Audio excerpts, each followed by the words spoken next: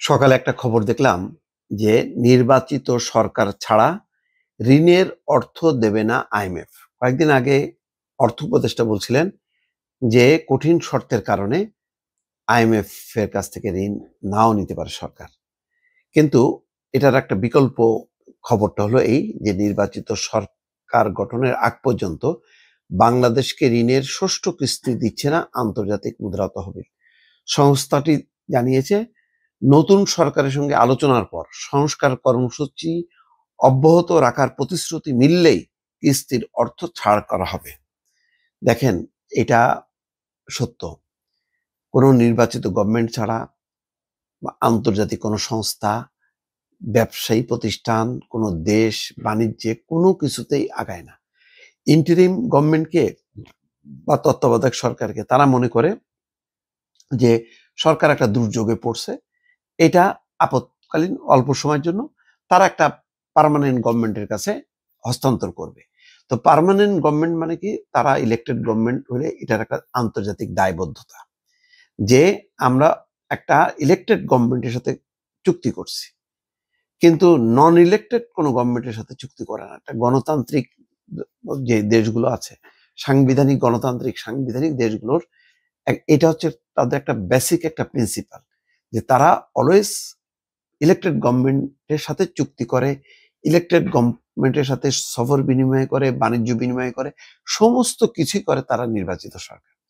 এখন বাংলাদেশের এই যে পট পরিবর্তনের বিষয়টাও তারা জানে, কিন্তু দেখেন পট পরিবর্তনের পরপর আন্তর্জাতিক মহলে যতটা আগ্রহ ছিল, সময় যত লম্বা হচ্ছে তত কিন্তু আগ্রহটা কমে যাচ্ছে।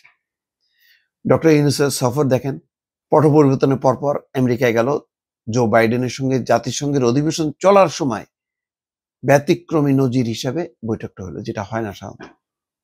আর এবার যখন গেল, মার্কিন প্রেসিডেন্ট তো দূরের কথা, মার্কিন যেই পররাষ্ট্রমন্ত্রী মার্কো রুবিও থেকে শুরু করে কোনো সেক্রেটারি, অন্য কোনো কারোর সাথে কোনো বৈঠকের কোনো খবর পাইছেন?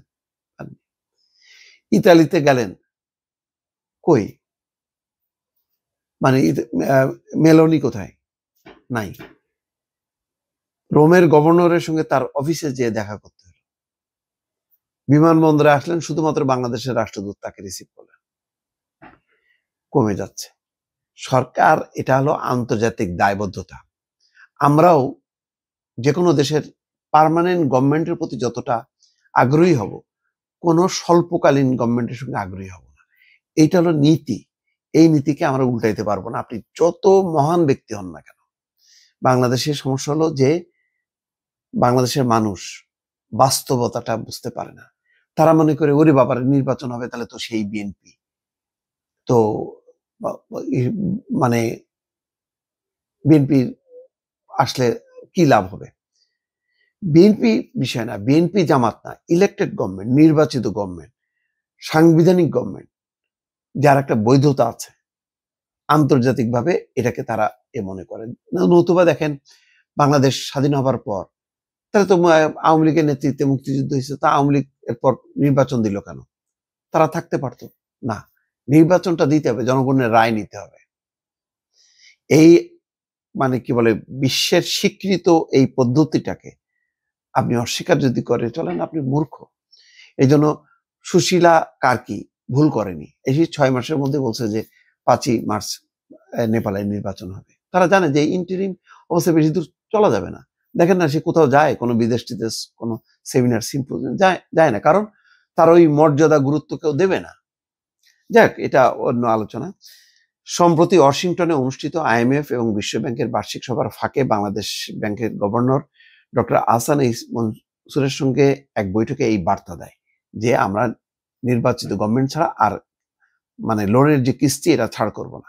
গভর্নর জানান, চলতি ডিসেম্বরেই ঋণের কিস্তি ছাড় হওয়ার কথা থাকলেও নির্বাচন পূর্ব সময় আইএমএফ তা দিতে রাজি নয়। তিনি বলেন, রিজার্ভ পরিস্থিতি ভালো, ডলার স্থিতিশীল, আইএমএফ এর নীতি সহায়তা গুরুত্বপূর্ণ, তবে তাদের অর্থ ছাড়া দেশ চলবে, কিন্তু আমি চাইলে পাবো না, কারণ ওরা অপেক্ষা করবে। ঠিক আছে, নির্বাচনটা হোক, নির্বাচিত গভর্নমেন্টের সাথে আমরা মানে করব, সমঝোতা করব।